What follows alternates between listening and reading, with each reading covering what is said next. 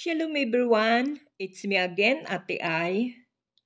How to say in Hebrew to demand. For today's vlog, we will learn the conjugation of infinitive to demand. In Hebrew, lidrosh. Okay guys, bow not kill. Present tense, demand, for masculine singular, doresh. Ani doresh.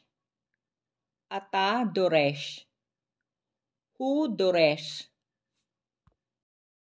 Ani, ata, hu doresh ladaat makorekan.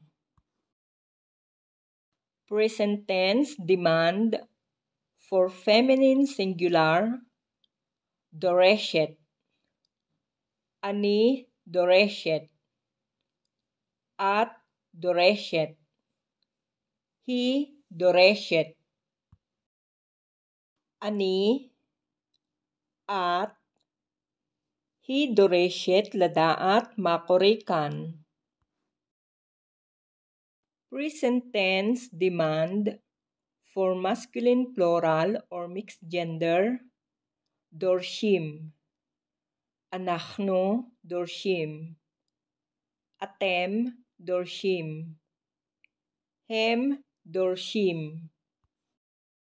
Anachno, atem, hem dorshim ladaat makorikan. Present tense demand for feminine plural, dorshot. Anachno dorshot. Aten dorshot. Hen dorshot. Anachno, aten, hen dorshot ladaat makorikan.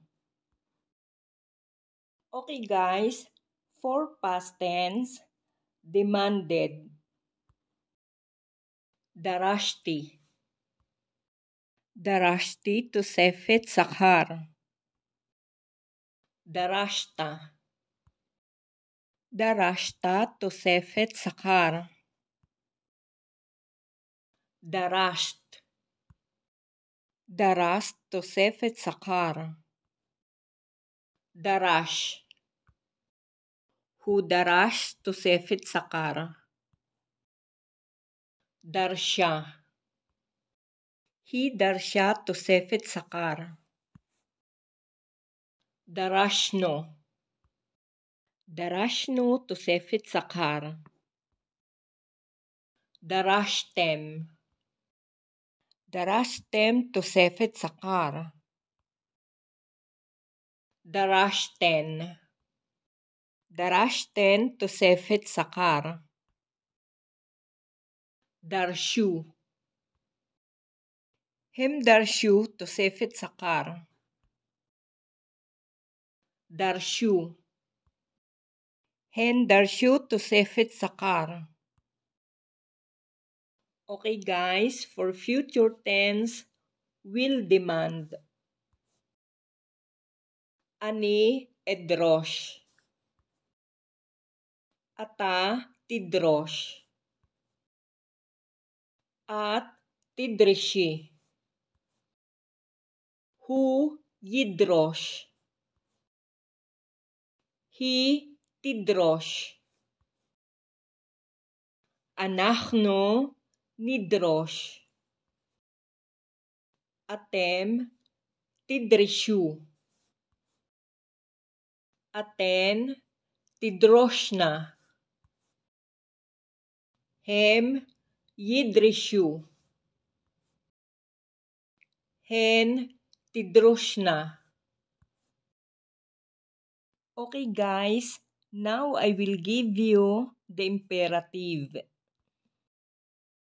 Imperative demand for masculine singular, drosh. Imperative demand for feminine singular, dirshi.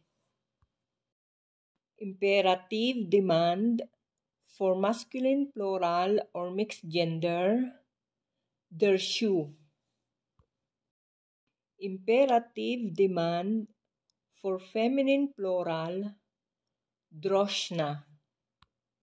Okay guys, that's all for today's vlog. Enjoy to learn Hebrew, and please don't forget to like, share, comment, and subscribe, and don't forget to click the notification bell to be updated for upcoming videos. Guys, hamon-hamon to dali kolkem, nitrai bablog abashili, litraot,